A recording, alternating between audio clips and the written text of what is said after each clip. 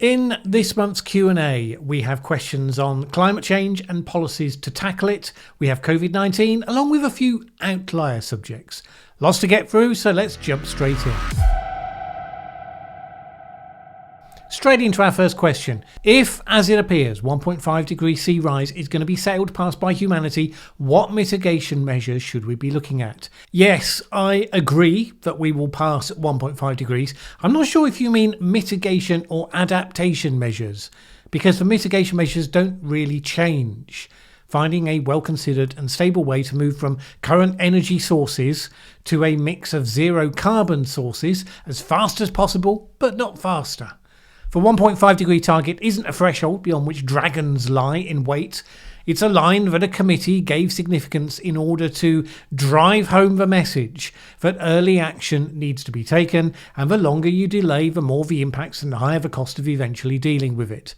Now, campaigners never want this sort of thing discussed because they presume, not without some validity, that if politicians and others start to routinely talk about how the 1.5C target, or indeed the 2C target, will be missed, that will normalise that outcome and make it seem more acceptable. Which will mean that those politicians revert back to the same sort of inertia that leaders do embrace when difficult choices confront them. But then this isn't a campaigning channel. I do try to tell it as I see it. So yes, I think we'll sail past 1.5C. I think we'll pass, although not sail past, 2 degrees C. And we won't make net zero by 2050, and the world won't make net zero by 2060.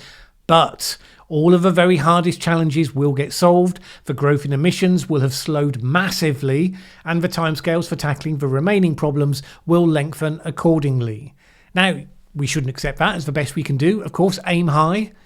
But I would say without hesitation that if we are in the situation of having decarbonised as carefully and effectively as we can, we will be in much better shape than if we follow the panic politics of those who delude themselves into thinking that this is something easy that could be done in 5 or 10 years. We hear negative media/pressure group comment concerning the use of fossil fuels and nuclear for electricity generation. Those same grounds extol the virtues of electric vehicles, etc. What do these pressure groups propose as viable electrical generation solutions? Or do they only offer negative options rather than practical solutions? I honestly don't know, as the mainstream media only push for negative stories. Well, look, the environmentalist movement has a number of wings. Some of them believe that you can have a society running purely on renewables, backed up by battery storage, maybe some green hydrogen, along, of course, with the lifestyle changes that they think will ripple across the world population. I think you can only look at the stats and conclude that if you're indulging a major exercise of wishful thinking. It's a sort of plan you can only really put forward when you yourself are so far away from the responsibility of power that you don't feel obliged to engage with the detail of how you would make it work. The political posturing part is evident in the fact that many will tell you that climate change is the most urgent crisis, but they won't even consider something like nuclear as something that they could endorse, even in the short term. And I mean, fine, look, campaigners can do that, but then the grown-ups need to look at the reality. The Committee on Climate Change technical report, with its balance of nuclear power, hydrogen for energy-intensive industries, electrification of transport and home heating, renewables and high standards for energy conservation, it showed that such a project is possible. Not easy, but possible. For the campaigners, if you're going to say no to nuclear, well, fine. I don't personally have a big preference, but you need to be able to explain what's your alternative for that reliable, always-on component of power which we do need. So far, I haven't seen the campaigners, or indeed the opposition political parties, other than Labour, which supports nuclear, to even try to answer that question.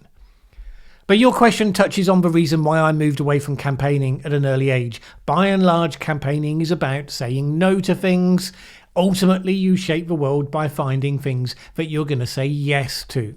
I'm going to keep asking, can you investigate the role advanced fourth generation nuclear reactors like molten salt reactors could play in global issues like climate change and poverty, especially if they were fast tracked? Well, if you asked that question before and I didn't miss it, I imagine I've given the answer that I did indeed cover fourth generation nuclear some time ago, which included discussions of molten salt reactors as far as I can recall. I'm sure I will come back to them in due course. Mostly I'm interested though in how this is going to play out in the short term, because if the UK and the EU decided to re-embrace nuclear as a key component of their energy mix, they will first of all embrace the existing technology for all its problems, along with smaller modular designs, which seem to be the earliest innovation to break through. Fourth generation is close behind, not least because China is actively trialling it right now with a view to getting a lead on the technology in time to sell it to the world. Please explain what is meant by carbon, soot particles or CO2, then explain net zero carbon. Well, generally when people talk about carbon in the context of climate change, it's purely shorthand for carbon dioxide due to its role as a greenhouse gas. So net zero carbon comes because while it's possible to envisage how a lot of economic activity in modern society could be done without creating greenhouse gas emissions, there's a certain amount, high value activity, that is currently beyond our existing technology to do like that. So flying, for one, some aspects of agriculture for another. So if you want to achieve the goal, you need to use natural processes or new technology to actually remove a certain amount of CO2 from the atmosphere. If we get to the stage where we've reduced our emissions to, say, 7% of what they are now, but we've developed the technology to remove that remaining 7% directly from the atmosphere, then you've achieved net zero. You're not at zero emissions because you're making emissions, but you might as well be, because the overall amount of CO2 in the atmosphere will remain uninfluenced by our activity. Okay, let's take a related question. Like many countries, the UK has eliminated coal and is on a track to zero CO2 by 2050. Are there projections for other parts of the world? I believe China has plans to construct many more coal stations in the next years ahead, and countries with rapidly expanding populations such as Nigeria must have pressing power expansion plans. We are hardly in a position to criticise developing nations on moral or legal grounds, yet the atmosphere doesn't care where its CO2 comes from. Are we as a species headed to net zero by 2050? Are we as a species headed to net zero by 2050? Again, no we're not. The EU is committed to net zero by 2050. It may lose a couple of members along the way, such as Poland. China has committed to net zero by 2060, with emissions peaking by 2030, but in the short term they will build coal and a lot else besides, right up to that peak year to get the maximum benefit within the limits that they've agreed to. The US has committed to net zero by 2050, but the government is incapable of legislating that outcome. They will get there as technologies improve and competitive forces take over from political ones, but not by 2050. India will be the biggest drag. They have lots of coal and they have not been as economically successful as China, so they don't have incentives to make any commitments until they are probably on the path to catch up. And they will calculate that by holding out, they incentivise the West to offer them a deal to improve their incentives. Africa, not really a factor for now, save for South Africa, which is committed to net zero. I think the whole of sub-Saharan Africa produces less than 4% of global emissions, so improved energy availability for citizens there is really the highest priority. They are far enough behind that curve that the bad choices they might make in the meantime will be tiny in impact, and they will eventually benefit from the growth of the new technologies and the reduction in their relative cost. Is China's current policy of zero COVID a viable long-term pathway? China appears to be continuing forward with a zero COVID program, instituting policies which would be impossible in a differently governed society. They are currently taking a very long view. Long-term zero COVID is not viable. But what the Chinese government can do is to use the period of zero COVID to race ahead with vaccinations and stocking up on other medications that have been shown to work, so that next time the virus breaches the borders and the time after that, there is so much immunity in the population that eventually it no longer has to resort to those local lockdowns. Sooner or later, it will end up endemic to China as it will everywhere else. But the longer they can hold it back, the more likely it evolves into a less deadly form, and their population is not such fertile ground for it to spread so easily. But there's a cost to all that. Damage to business, for instance. Regardless of their ability to get short-term compliance for draconian policies, you can't hide from the trade-offs forever. And look, if they want to boast that their approach makes them better able to handle a pandemic, fine, I think you have to give them that. But let's be clear, every other authoritarian on the planet did appallingly with COVID. They almost all started off denying that COVID was even in their country, or that it was much of a problem if it was. And then you got the likes of North Korea at the extreme, where it's clearly been a major problem, but they won't admit it, they won't talk about it, and probably the people working in the institutions there didn't dare report what was happening up the line. The majority of authoritarians govern not just in a dictatorial way, but in a stupid way. China is an experiment, a more intelligent and thoughtful approach to authoritarianism. Can it overcome the flaws that inevitably bring such systems down? Sometimes only after decades, but sooner or later they fail. Personally, I still think the Chinese Communist Party will eventually fail. And I don't care how capable they are, I would certainly never want to live subject to that approach to power. Probably even less so because they're competent. Why do we use per unit costs when comparing intermittent energy sources, especially wind and solar, to conventional energy sources that are not subject to regular disruption? Is there a way to measure their value other than their direct energy input? I think there's a number of things going on. Journalists are often not immersed in the industry, so they don't look beyond the headline figures to try to understand real-world costing criteria for all the different energy sources. There are lots of people that simply haven't thought through those implications, and so they revert to the standard measures that they're used to. Sometimes people use the measures that best support the decisions that they've already decided they want to be made. Playing with figures and statistics has been the stuff of politics for, as long as I've been alive. And then if you look at the expert reports, the IEA or the latest from the Committee on Climate Change, they do talk about the additional costs of intermittency, battery storage, energy conversion into hydrogen and the like. But then very few people dig through the full details of those reports, so such discussions don't get very high public profile. Well, look, on the day of shooting this video, the UK government released its net zero strategy. So over the next few days, we'll be able to see what the detail of that looks like. The view that we should eat less meat to save the planet seems now to be an unassailable truth in climate crisis discourse. But is it not the case that regenerative agricultural models, with all their multiplicity of benefits for carbon sequestration, soil and environmental health, yields and energy efficiency, make the case that we should have more animals on the land rather than fewer? I think it's a mixed picture, but the discussion of it has been overly influenced by people who are morally and ideologically against meat in the first place, who have leapt on climate change as a vehicle to promote their prior position. The more important parts of it, in my view, are that first, the consumption of meat is going up worldwide, not down, regardless of trends in a few wealthy countries. It remains highly valued by people, and your ability to change that dynamic in the short term is going to be pretty limited. Also, it provides high quality nutrition, as well as having culturally valued roles in the cuisine of many people and nations. And it provides additional diversity in food sources. If one crop is damaged by a freak weather event or disease, you don't have all of your food dependent on just a few sources. Diversity in food types makes it more resilient if they're well managed. And yes, there are ways to manage livestock production that significantly reduces its impact.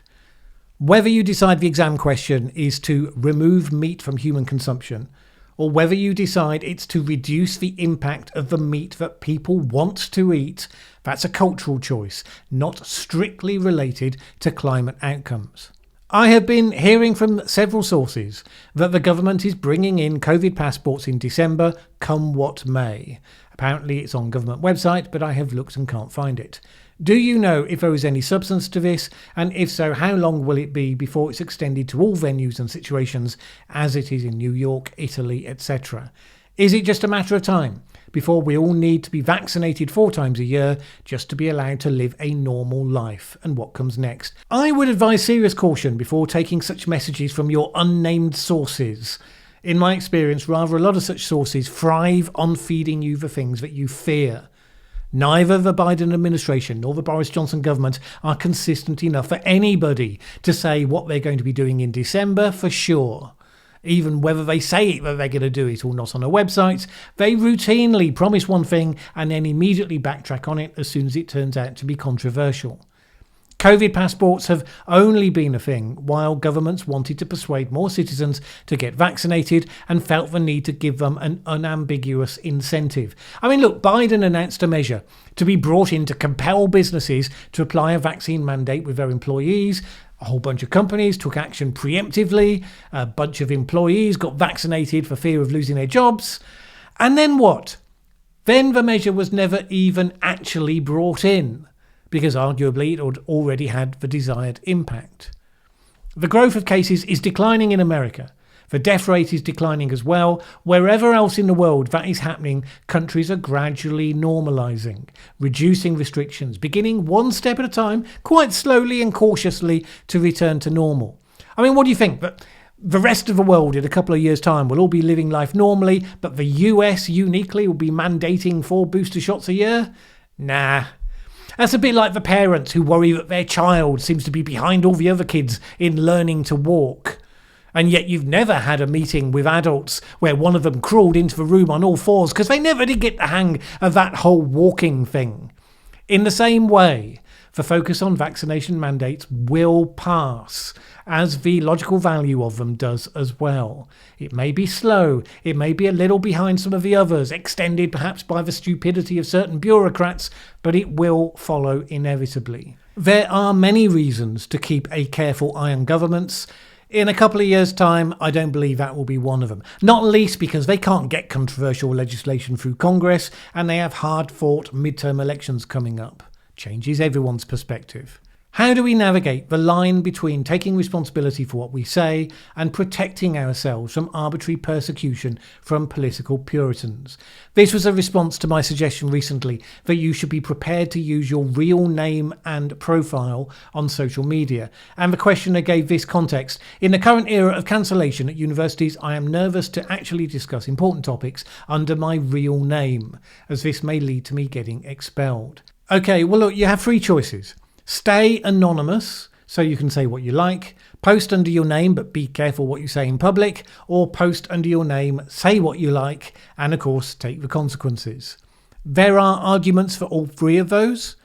My suggestion to people that they should post under their own name was an alternative to posting mean comments, things that you wouldn't be proud to have associated with you, but you say because you have this cloak of anonymity. Now, only you can say whether you have a problem with that. If the only things you ever post in your anonymised form are brave statements of principles you'd be proud to be associated with, if only the mob wouldn't come for you, then fine, you have a point, carry on. However, if I ask you what's the percentage of those statements versus the ones where you've freely been rude, dismissive, otherwise mean to someone, you know, we can all kid ourselves about our noble motives, but review your last 100 comments or tweets, categorize them and see if the reality of how you communicate matches your self-image. I still hold that the actual name and identity is best, so maybe you have to be a little restrained in what you say, which after all is quite normal in how we communicate in society. I mean, we don't just run around saying whatever we like to whoever we meet in real life. Big nose! I mean, you can, but people will quickly start to avoid you as someone who has no self-discipline or common decency. As you know, I don't self-censor on topics that I'm prepared to talk about and the free expression of opinions when I choose to give one, but I do ask myself before hitting send, is this in the spirit of how I want to communicate? Is it proportionate? Is it a contribution I'll be proud to have made?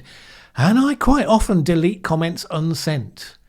You should still be asking yourself such questions, even when you're not scared of a Twitter mob. And if you never do that, it's probably because of the anonymity thing. It's making you careless as to the quality of what you say, not just the potential harm for you in being seen honestly as who you are. All right. I then had a long question, which I can shorten simply to this one. Since COVID mostly kills the elderly, is it really in government's best interest not to worry about it? Since, like smoking, it will reduce the number of people claiming pensions and getting higher amounts spent on them by health services. Well, if governments were purely run to make a profit and to reduce costs, then yeah, you can make that case. Whatever their faults, and of course they are legion, few governments are quite so cold about it, whatever their detractors would say. If that wasn't the case, then we wouldn't have seen the life expectancy of the population growing for as long and as far as it has.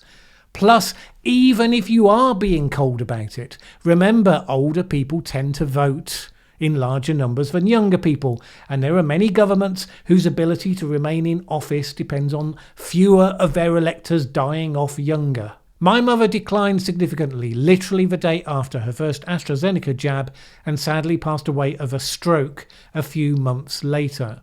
The doctors assured us it was not related to the vaccine, and in fairness there is a reasonable chance it is just a coincidence, but I don't know how they can so confidently discount it as a contributing factor.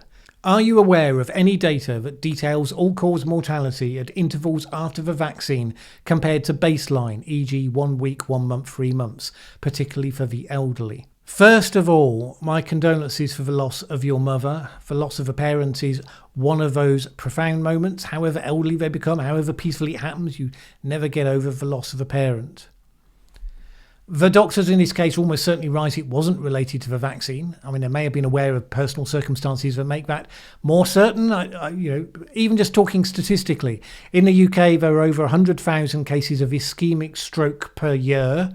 By contrast, up to the middle of May this year, there were just 309 cases of a major thrombosis with a low platelet count, following over 30 million doses of the AstraZeneca vaccine. It's a simple statistical fact that if you're especially vaccinating the elderly and vulnerable, then a number of that group will die soon afterwards, because a number of that group die soon afterwards anytime. It doesn't stop us from seeing the correlation as being extremely significant, of course, because our brains are wired to see patterns, and with something like this you couldn't not see it. That said, purely on that statistic alone, doctors shouldn't have outright dismissed it as a possibility. I mean, like I say, I don't know what other information they had, but it is an extremely low possibility. And remember, if she was elderly, then she was in the group most at risk from COVID. So one way or another, I would just make your peace with it. Remember her life and what she meant to you. Is it fair to say that the collapse of the Soviet Union was the worst thing that happened to the West? One part is that losing the main competitor made the West lazy and complacent. Second, without the obvious bad guy, more limelight was pointed at deficiencies of Western economic and social structures. No, I don't think I'd go along with that. Not least because the collapse of the Soviet Union released vast numbers of people from under the yoke of authoritarian communism. Many of those people and their descendants have then gone on to play massively important parts in vibrant economies since. And we stepped away from a nuclear arms race that had the survival of our species on a hair trigger. And who knows how we might have toppled over that precipice if we had kept playing that game. If your society only holds together because of the existence of an exterior enemy, then it doesn't have a strong foundation. The fact that we have to confront choices and consequences, and it's not always easy to do, that's just part of what you always have to do in a changing world. Nicholas Basilashvili recently defeated Stefanos Tsitsipas 2-1 in a match where both players won the same number of games, 14, and Tsitsipas won more total points, 89-86. Should the rules of tennis be changed to avoid these unfair and illegitimate results? Would doing so result in such a fundamental difference to tactics employed during the match that it would be impossible to say who would have won any closely competitive match under the altered rules? For your information, this is a metaphor for the United States Electoral College. Haha! I like what you did there. Ask me a tennis question, a subject that I'm interested in but is not on topic for this channel, and then pushed it into topic with your metaphor. Well, I don't think the metaphor holds, so I will keep this very brief. First, no, the rules of tennis shouldn't be changed. The scoring system where you could win the first set 6-love and then lose the second 7-6, it heightens drama, it adds to the qualities a tennis player needs to be successful, because they not only have to win, usually more points, but they particularly do well if they win the big high pressure points, the game points, the set points. And playing well under pressure is key to the drama of the game and key to a great champion. And with tennis, both players play under the same rules, so it's entirely fair, even if very occasionally someone can win more points but still lose the match. The parallel doesn't hold up because democracies are not there for entertainment, they're there to provide democratic legitimacy and checks and balances to the exercise of power, which is a very different dynamic. And there is no perfect democratic system, they are all flawed. As someone said, Churchill, I think. Democracy is the worst system, except of course for all the others. In the UK, we have a parliamentary system run on first-past-the-post rules in each constituency, which has some parallels actually to that tennis scoring. It means some constituencies are safe seats and your vote won't make much difference, others are close and those become the deciding contests. The plus side is that you tend to get more strong, stable governments, and only rarely a hung parliament producing negotiated coalitions or unstable minority governments. The negative side is that you can have a government that was voted by a minority of the total population, a large minority, but a minority nonetheless. In the US, you have a presidential system separate to the party system for Congress, and there's certainly an argument that says that for the presidential vote, it should be one person, one vote. But there are reasons why it's the way that it is, and I don't think how you vote the president is the problematic part. The main problem with the US system is that it's institutionally scared to let any government actually govern. There are 10 ways of stopping things for every one of doing something. That's your problem. I would like your help to explain a statement made by a creationist friend of mine who showed me a recent article describing the recording of radiocarbon emissions from some diamonds which were previously dated to 1 to 3 billion years old. I would like your help in countering his statement that even if the entire Earth was one large diamond, after 790,000 years, no radiocarbon should be detected.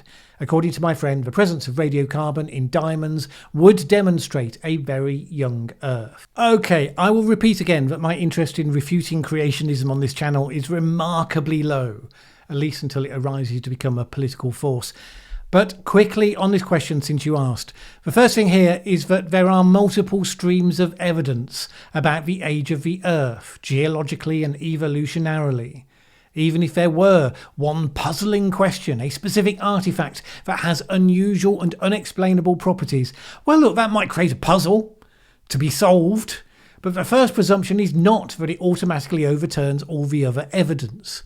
In this case, you may have the creationists seeking to exploit the fact that there is a margin of error for detecting the presence of carbon-14, and coming up with a wholly zero result is probably simply unlikely because of instrument bias.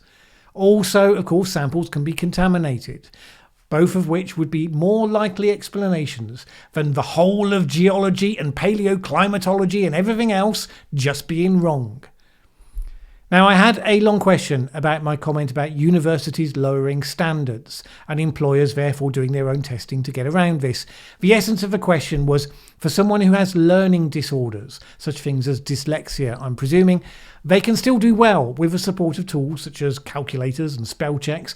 So shouldn't we get universities to permit the use of these technologies, testing people's ability to solve problems or whatever it is that the course requires? This isn't an area I claim expertise in, but I do think there's a distinction between the adaptation you can make for someone with a diagnosed learning disability and the phenomenon I was referring to of universities simply lowering standards in the name of diversity. Schools and universities have some experience of making accommodations for things like dyslexia. No doubt some do it better than others, and they certainly should do. Because my understanding is that in the right circumstances, those people can become high-performing students regardless of those drawbacks. And we see some highly successful people in life who actually started life trying to hide the fact that they had something like dyslexia or whatever. Richard Branson comes to mind. But we should see it as an accommodation to help people to achieve high standards rather than lowering standards so that, even those with the disadvantage of a lazy attitude and zero application can still manage to crawl over the line. Okay, I had one more question drawing my attention to some recent discussion on accidental intravenous vaccination administration and referring to a Dr. John Campbell video, which I'm taking as a request for a future topic for a video because it didn't contain a question as such. And that then brings us to the end. Thank you to all of you for your questions. Thanks as always to Patreon supporters, both for contributing most of the questions and of course for your hugely valuable support for this channel. See you on Friday for the news roundup video. Thanks for watching this video. If you liked it, please share with anyone else you think would also enjoy it. Word of mouth is really important to us. And if you've not subscribed yet, what are you waiting for? As the saying goes, that subscribe button won't smash itself.